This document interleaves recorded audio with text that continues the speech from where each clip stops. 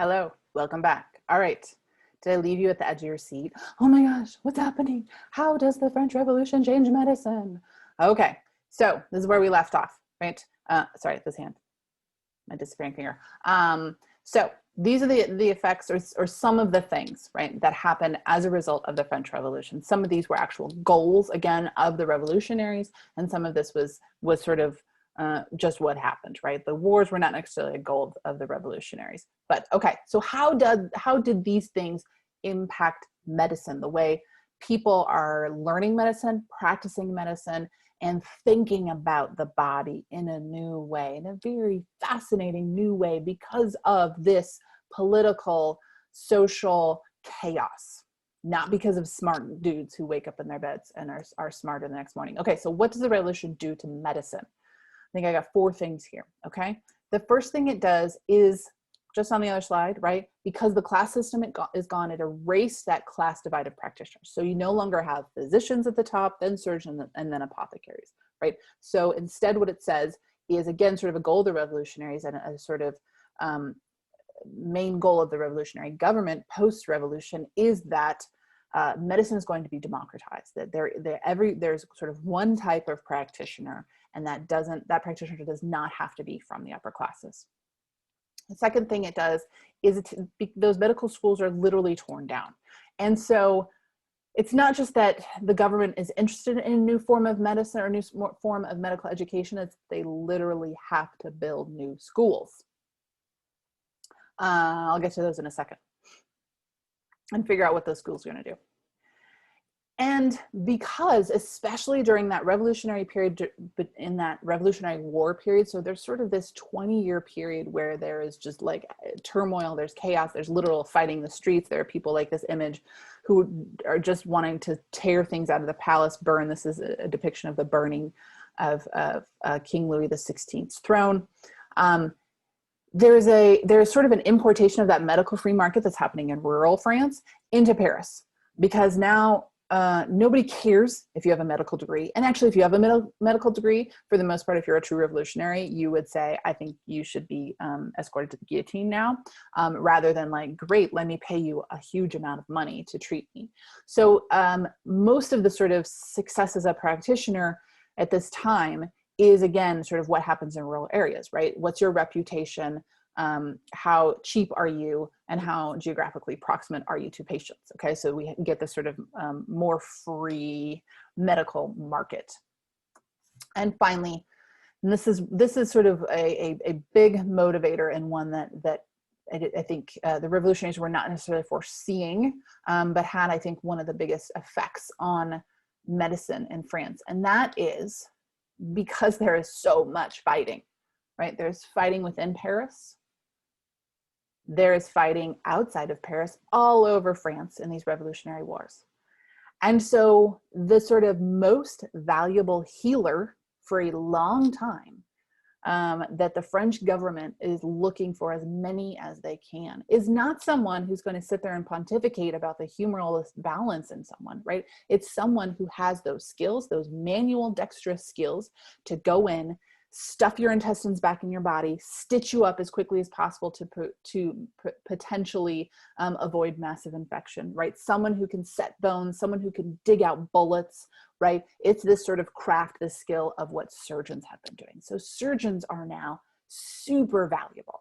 And one of the first things that the revolutionary government does when the wars break out is sort of scoop up, all right, anyone who's been training as a surgeon but working as a surgeon, we need you, come work for us. And then through that work, right, they get elevated in their social status. But then one of the other things that the government does is, okay, we got all the surgeons that already were practicing in Paris, we need more. And so the new medical schools that get set up, and in 1794 is when the new French government sets up 3 of their new type of medical schools. And they put one in Paris, one in Strasbourg, and one in Montpellier. And what it sets it up to do is again, train people who are really valuable right now, which are surgeons. And it turns out they realize that surgery is not something that you can really learn from sitting back and listening to someone read Hippocrates all day to you. Surgery is something that is efficiently, right? Because that's another thing the government wants, is it wants these guys being put out very efficiently, right? Most efficiently learn by practicing with your hands on human bodies. So the new form of medical education in France is sort of completely reversed in that, okay, there's a little bit of reading, but most of what you do is what we would now call clinical, right? You practice, you learn, you watch someone do it on another body, you try it on a body yourself. That's how you become a master of this craft. And that's what is newly valued in a medical practitioner in France, sorry. Okay, so you get this whole new medical education system being set up. Now, in these new buildings that the government is building, you don't have a bunch of people who are lining up outside going, hi, do you want to practice on me as you learn to be a surgeon? So the government also needs to find a location, maybe a building that has a bunch of bodies in them. Maybe they're even sick, but that ones in which these medical students can go and practice on. Well, you might know where I'm going because I talked about it before. Yes, one of those places, oh, sorry, I have one more reminder of why surgeons are necessary. Well, it turns out that in Paris, especially, not that far from where the new Paris School of Medicine is built, there is such a place that has a lot of human bodies in it that the medical students and other practitioners could go and learn on. And that is this place. It's called the Hôtel Dieu of Paris. It is the largest, at the time, the largest public hospital in Paris. And I remember, before the revolution, nobody is interested in going to the Hôtel Dieu to learn medicine. It is seen as, again, sort of basically a homeless shelter. Why would I go there? Those are dirty people who are not of my class. And this is not medicine. But if your goal is no longer about sort of hanging out with people of your own class and making lots of money, or making money off of medicine, and if your goal is, I need to learn how to stitch, to set bones, to do all these sort of surgical techniques as quickly as possible so that I can go out and be useful to my military, to my new nation on the front, Hôtel Dieu can be really, really valuable and helpful. So this is one of the first in the Western world, not in other parts of the world. Actually, this happens earlier in the Islamic world in very interesting ways. But in the Western world, this is one of the first sort of official, right, state mandated, state setting up of this link between a medical university and a hospital, right? Of a hospital becoming a space of teaching medicine, and of a space where even practitioners who have been practicing for a while would go in order to learn new things. Okay. So how does this new link between the medical university and the hospital not just sort of create a new emphasis on surgery that was, remember, back in the old system was sort of the middle, yeah, you're okay, but you're not a physician. And how does it, the actual, just the physical location, change how those practitioners and those med students are thinking about the bodies? Well, there's two things here I want you to be thinking about. Both I'm gonna talk a little bit here, but I'm actually not gonna do that much here, because this is also something that you're gonna work through with your readings and your activity and your reading response for this week, okay? But there's two things that I want you to just sort of have in your head that is changing with this sort of new education system, with this new link between a place like the Hôtel Dieu. And again, in case this is, right, the Hôtel Dieu, the name literally means the hotel of God, right? This is meant to be a religious charitable organization, not a place to cure people. But so two things I want you to consider about this new type of, this new way of learning medicine and doing medicine within the Hôtel Dieu, right? So there's two things I want you to think about. One is this physical location change, right? How does going from a doctor who is learning from a book and then practicing by primarily going into one individual's home, right? Remember the sort of humoralistic model that I talked about last week, right? Where you're going into their home, you're looking around, You're trying to figure out their lifestyle. You're trying to figure out their habits. You're doing this long, involved interview basically with them. Like, what did you have for breakfast yesterday? And how long did you sleep last night? And how was your bowel movement, right? This very involved interaction that's happening, again, in the patient's home, right? So we're going from that to this, right? Which is an extremely large building that is packed full of people and beds. There's rows and rows of beds.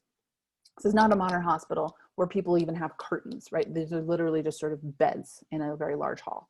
So how does the physical location change what physicians are going to see and what physicians are going to start to look for differently because they're in this new location? The other thing, in terms of, again, sort of thinking about doctors as a profession, or physicians, they're not really calling themselves doctors yet, physicians, is the patient base, right? So prior to the revolution, right, again, physicians are primarily seeing upper class people with money, people with power.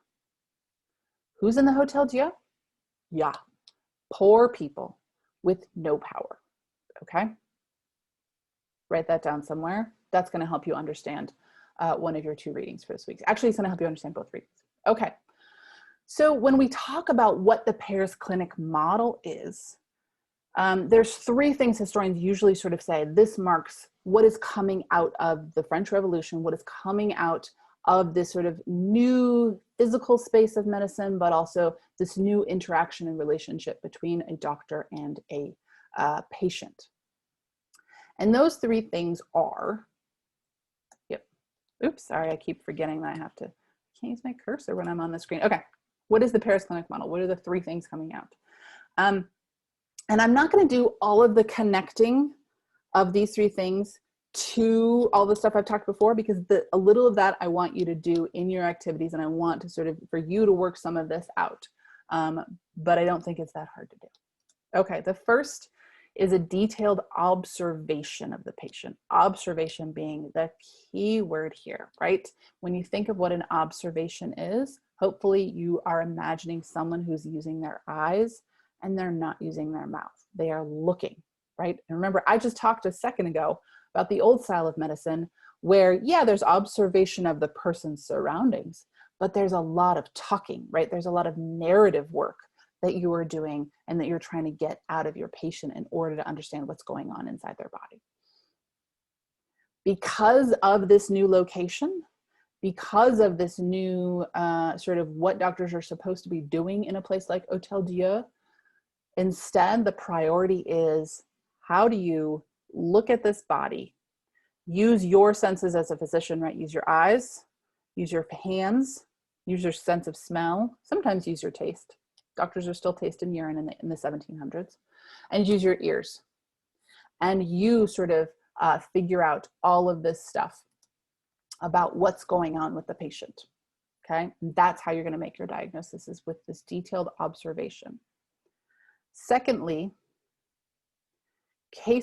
sorry, I'm gonna go back. I don't want you to see that yet. There's one other thing I wanna say, or set this up, okay. Thinking back to that image I had of the sort of pre-revolutionary hospital, right? With all the nuns, and there was a priest in there, and it was all very religious. But remember, I pointed out that most people of the French population understood that if you go into a hospital, you're probably going to die there. So there's a lot of death in the Hotel Dieu. This is post-revolution too, right? And there are laws, there are both legal and social restrictions throughout Europe for much of the medieval and early modern and into the modern period that say you are not allowed to just open up a dead body and start digging around. That most individuals, European individuals, would consider that an atrocity, right? And they would never, ever want anyone to do that to one of their loved ones, to someone in their family. So to get around those both social and legal strictures, what a place like the Hotel Dieu would do is sort of have this official policy that says, if someone dies in our hospital, we give the family X number of days to come claim the body. If they don't claim the body, then we have to deal with it ourselves. That sounds very logical.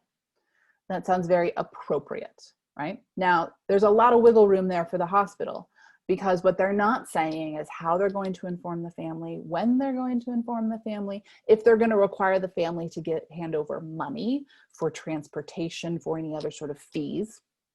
So there is a lot of ways in which the Hotel Dieu can actually retain those bodies quite easily. Now, they're not necessarily sharing this with the public, that what they really want to do with those bodies is do autopsies, but that is what they really want to do with those autopsies, right? This is a sort of unprecedented opportunity for medical students, but again, also for medical professors, for practitioners, if they come in and spend, a year hanging out in the Hotel Dieu, to get dead bodies, to be able to do autopsies, to be able to open those bodies and look at them and really spend time figuring out what the body looks like in health and disease. So prior to the Paris Clinic model, right, you would be super lucky as a physician to see one dead body your entire career and be able to tinker with it, not just to see it, right? You can see dead bodies all the time, but I mean, a dead body that you can open and really dig through, okay? Now, the Paris Clinic model offers an opportunity for physicians, for medical students to see 5 a year, 10 a year, maybe more, okay?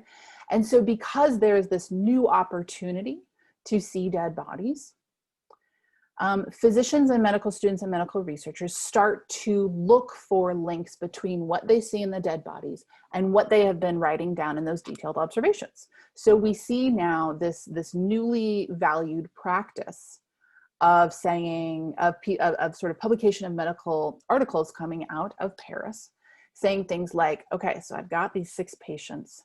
They all had this kind of cough. I listened to their cough every day. I checked their pulse every day. Here's their sort of symptoms. And in each of them, when they died and I opened them up, I saw that their lungs looked like this. So there start to be these connections between what's happening, what these physicians thinks is happening inside the body during the illness, and then what they see after the illness has killed the person, essentially.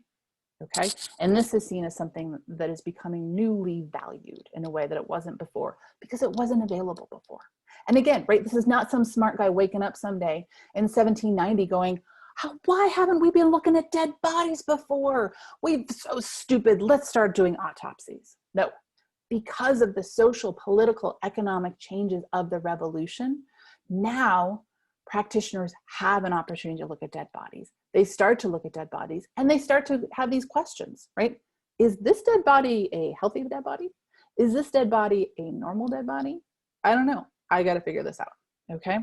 The third sort of hallmark of the Paris Clinic model is the use of statistics to show efficacy of therapies. And again, part of this is about the location and the patient base. I'm not going to say more about the patient base. This is one I really want you to work on and get to with the readings and the activities in the reading response. But, right, just thinking about the location. If you are a practitioner who is going house to house to house to house, probably most years you're not going to encounter 5 of the same type of illness in a month or even the same year. Okay, so it's not going to really sort of enter your brain as something to try to be like, I got this new drug. I've got this new plant I heard about from my friend who's back in the colonies, right? The American colonies. They told me that those, quote unquote, savages over there, and this is me speaking as a 18th century French physician at the time, right? I heard from my friend that the savages use this bark. I want to try it too. I'm going to start using it. Not going to happen for a variety of reasons, not just because of the house to house, but also because who the patient is. Giving you more clues. Okay, but you're sitting in a hospital, right? You walk into the doors of Hotel Dieu. You can literally see dozens of people in front of you. And one of the things the Hotel Dieu starts to do once it becomes this sort of link to the medical university is it starts to group patients by illness or by symptom. So you could walk in and you can have a whole room of coughing people. And you're like, my friend just told me about this plant. And I just started growing it in my garden. And I want to see what it does against coughs. And I can do that really quickly because I've got 30 people right here that I can give it to today and start tracking if it's an effective therapy. Okay, so again, it's this new opportunity because of the physical location, because of the patient base. And so physicians start to tinker with it, and they start to value it in a different way than they had before. Okay, I'm going to stop that for my lecture. I'm going to talk for a minute about what you're going to do for the rest of the week. But so hopefully that sets up at least sort of what the revolution did, how it messed up established medicine, and how it created new opportunities. But I want you to keep working through sort of how this new necessity of surgeons, how this new way of doing medicine that gets rid of class barriers actually transforms how practitioners want to approach a diseased and an ill body, and how practitioners can approach a disease and ill body. Okay, and you're going to continue doing that this week. So the first thing you're going to do is, well, you're going to take the quiz. Then you've got 2 readings. They're both very short. The first one is by a French philosopher by the name of Michel Foucault, who wrote primarily in the 1970s and 1980s. He is a French philosopher, so some people think of his writing as kind of dense and hard to get through. I find it fascinating and kind of beautiful. But it's only 2 pages, and I think, and I've assigned this for years, and students always can figure out what he's getting at. But I want you to sort of see what he wants to talk, what he is arguing is sort of one of the major results of this new way of doing medicine. That's probably unforeseen by everyone who is involved in the foundation of this. The second reading you have is your first primary source reading. So one of the men who is sort of a product of this new way of doing medicine in Paris is a gentleman by the name of René Laennec. So René Laennec is sort of the archetype of just what I've been talking about. He was middle class. He was a surgeon prior to the revolution. If he had ever expressed an interest to go to medical school prior to the revolution, he would have been denied. He could not have gone. The revolution happens, the wars break out. He is hired by the army. He works as a surgeon in the army. He gains prestige. He gains sort of notoriety. After the wars are over, he can go to the new Paris School of Medicine, get his MD, be a physician, although he didn't really learn a lot of new stuff because he already knew all the surgical stuff. So he's not actually getting that much in that education, but he does get his medical degree. And in I wrote it down because I knew I was going to forget, 1816, he's appointed as a physician in the Necker Hospital. And Necker Hospital is another one of these giant public hospitals in Paris that serves the very poor. And what you're going to read is Laennec's description of how through his work at the Necker, he develops a tool that he calls the stethoscope. So you might have actually heard of this guy, Laennec, because he's usually referred to as the father of the stethoscope. So what I want you, again, I've been setting this up the whole lecture, but again, what I want you to read Laennec as, right? Even though he's going to be very self-laudatory about himself and how awesome he is, right? I don't want you to read this as, here's that smart white guy. He woke up and just was like, dudes, why haven't we been using a stethoscope before, right? Instead, read very carefully, read how he describes patients, read what he's doing, and think about how this could only happen after the revolution. How Laennec could not have come up with this tool that is now so important, or at least as a symbol of medicine today, prior to the revolution, okay? So that's what you're gonna do with your reading. Your activity, I know I'm talking so much, but it's so exciting. This is one of my favorite lectures to give. I love the French Revolution and what happens. Okay, your activity for this week is to create 2 images. And I use the word create because I want you to do it any way you want. If I was doing this, what I would do is I would draw stick figures. I am not an artist, but I want you to somehow convey these 2 images that I want you to do. But you can draw them, you can paint them, you can act them and film yourself. That would be so awesome if someone wants to do that. You can do it on a computer, right? You can clip art and put things together. Do not give me a fully created, curated image that you just got off Google search. That's not going to work. You have to create something yourself here. But 2 images. So I want you, this is a way so that I can see you really understand what's changing between the humoralistic model of medicine and the Paris Clinic model of medicine. Okay. And then You're going to have a reading response that I'm going to give you at the beginning of the week, so you don't have to wait until Wednesday to do it this week, where you dig in a little bit more to these two, again, very short readings, and pick out what's changing and who's changing and how that affects things. Okay, that's it.